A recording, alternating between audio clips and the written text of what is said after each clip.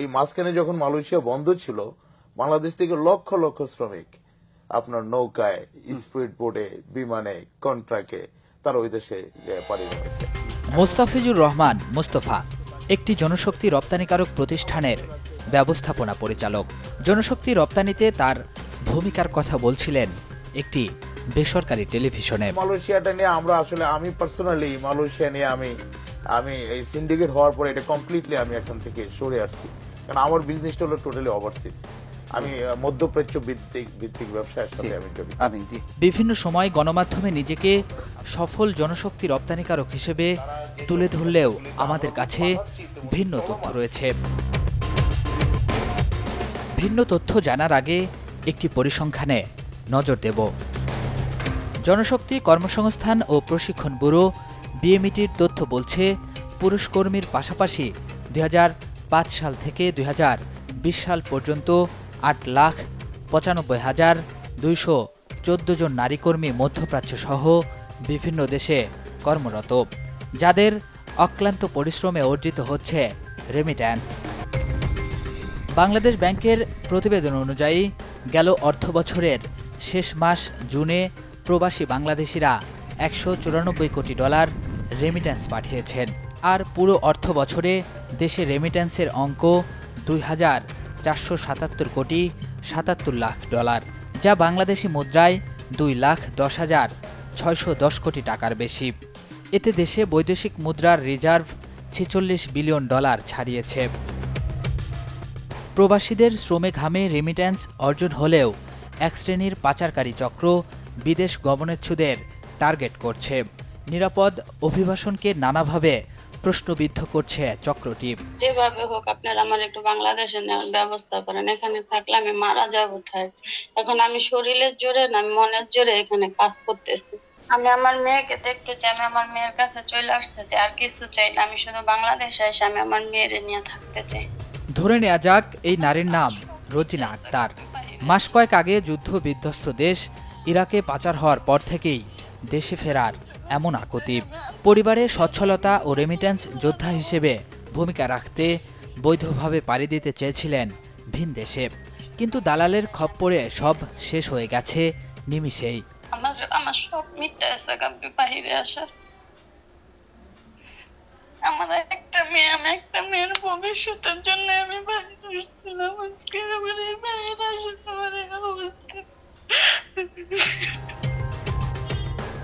সংশ্লিষ্ট প্রতিষ্ঠানের নজরে আসার পর হয়তো দেশে ফেরার ব্যবস্থা হবে এই নারীর, কিন্তু কিভাবে পাচার হলেন?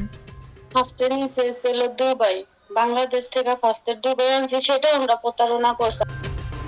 যদিও ইরাকে গৃহকর্মী পাঠানো বন্ধ রয়েছে, কিন্তু দুবাই থেকে পরে এই নারীকে যুদ্ধ বিধ্বস্ত ইরাকে পাচার করা হয়।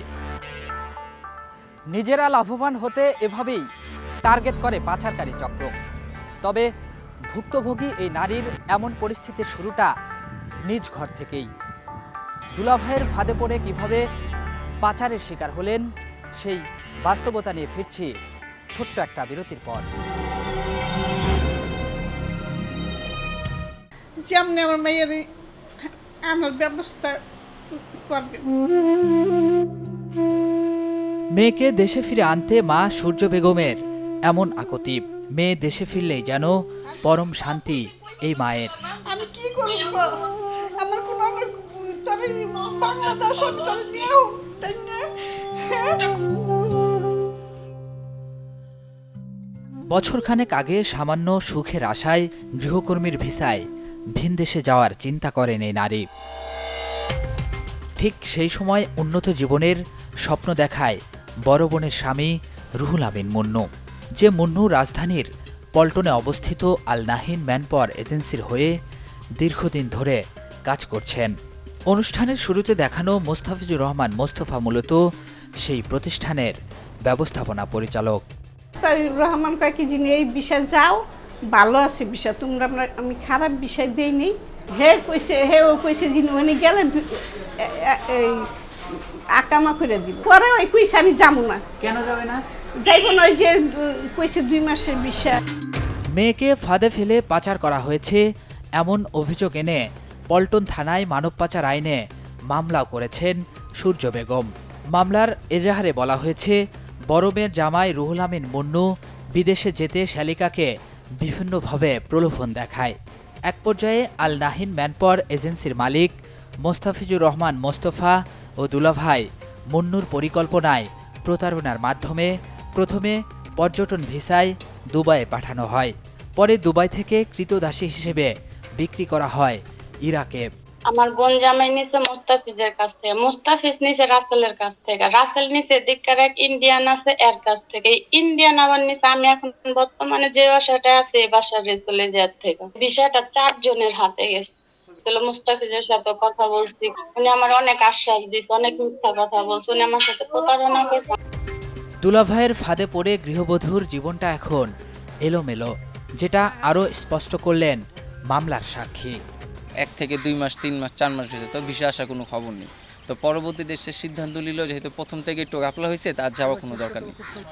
পরবর্তীতে হয়েছে কি যে টাকা এভাবে প্রেশার দিছে, যে প্রেশার ধরে 1 সপ্তাহ মাথা সে একটা ভিসা দিছে। তো ভিসাটা দিছে হলো এই আপনার মোস্তাফিজ দিছে আপনার রুহুল আমিন মুন্নুকে, উনি আবার আমার বোনকে দিছে। শাকিল আহমেদ ভুক্তভোগীর খালাতো ভাই।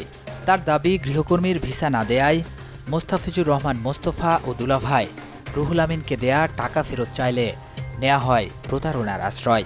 যে প্রতারণার শুরুটা দুলাভাইয়ের কাছ থেকে। আসলে নিজের মানুষ এত বড় বিশ্বাসঘাতকতা করতে পারবে, এটা আসলে কল্পনা কি, স্বপ্নের বাইরে। ইরাকে ভিসা বন্ধ থাকলেও টাকার লোভে বিপদের মুখে ঠেলে দেয়া হয়েছে এই নারীকে, যার কারণে শাকিলের স্বজনের জীবন নাকি বিপন্ন।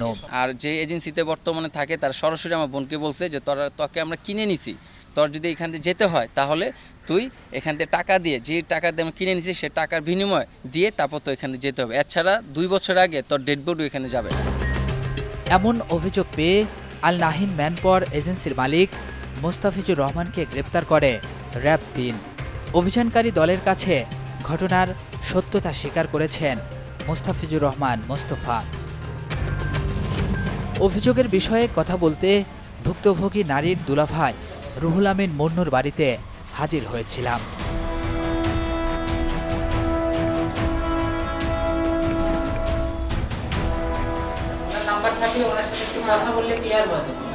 জানা গেল ঘটনার পর থেকেই দুলাভাই পলাতক। মামলার তদন্ত নিয়ে আনুষ্ঠানিকভাবে কথা বলতে রাজি না হলেও পল্টন থানার ভারপ্রাপ্ত কর্মকর্তা জানিয়েছেন, রুহুল আমিন মুন্নুসহ অজ্ঞাতদের গ্রেপ্তারে অভিযান অব্যাহত আছে।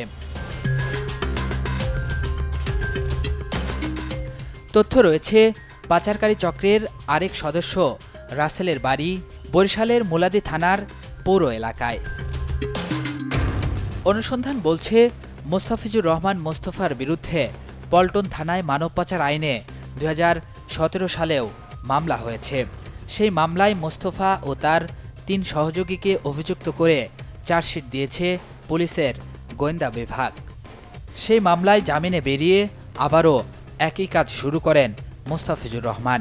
অভিযোগ রয়েছে, 2017 সালের মামলাটি মীমাংসার জন্য বাদী আমির হোসেনকে নানাভাবে প্রলোভন দেখানো হচ্ছে।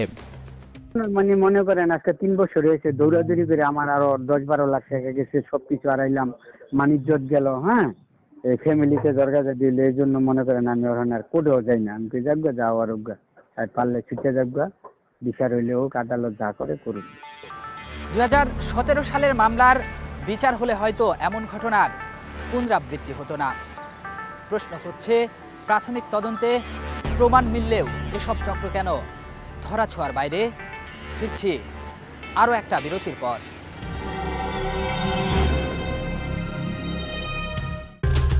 তথ্য বলছে, মোস্তাফিজুর রহমান মোস্তফার গ্রামের বাড়ি গাজীপুরের কাপাসিয়ায়, যিনি জাতীয় পার্টি থেকে কাপাসিয়া আসনে সংসদ সদস্য পদে নির্বাচন করার জন্য বিভিন্ন সময় প্রচার চালিয়েছেন। দলীয় পদকে পুঁজি করে বিদেশ গমনোচ্ছুদের ফাঁদে ফেলার অভিযোগে জেলও খেটেছেন তিনি। সূত্র বলছে, ভুক্তভোগী নারীর ক্ষেত্রেও আন্তর্জাতিক পাচার চক্র কাজ করেছে। যে চক্রের হয়ে কাজ করেছেন মোস্তাফিজুর রহমান মোস্তফা। র্যাব বলছে, তিনি বাংলাদেশি চক্রের মূল হোতাদের একজন। এখানে যেই লোকটি ইরাকে থেকে কাজ করছে বাংলাদেশে যে লোক, সেও একটি নির্দিষ্ট পার্সেন্টেজ পেয়ে থাকে। যে বাংলাদেশের যে এজেন্ট, ঢাকা শহরের যে এজেন্ট, যে মোস্তফাকে আমরা গ্রেফতার করতে সক্ষম হয়েছি, তারাও একটি নির্দিষ্ট পরিমাণ পার্সেন্টেজ বা লাভের অংশ নিয়েছে। এবং লোকাল যে দালাল, সেটা আপনার যে ভিকটিম, আপনার যেটা আমরা জেনেছি যে তার বোনের হাজবেন্ড, তাকে একটা নির্দিষ্ট পরিমাণ পার্সেন্টেজ দেওয়া হয়েছে। তো এরকম বিভিন্নভাবে পার্সেন্টেজ বা বিভিন্ন লভ্যাংশের ভিত্তিতে এই ধরনের মানব পাচার কার্য সম্পন্ন করা হয়। তথ্য বলছে পর্যটন বা ভিজিট ভিসার সুযোগ নিয়ে সাধারণ মানুষকে টার্গেট করে পাচারকারী চক্র। ভিজিট ভিসায় প্রথমে বাংলাদেশ থেকে দুবাই পাঠায় চক্রটি।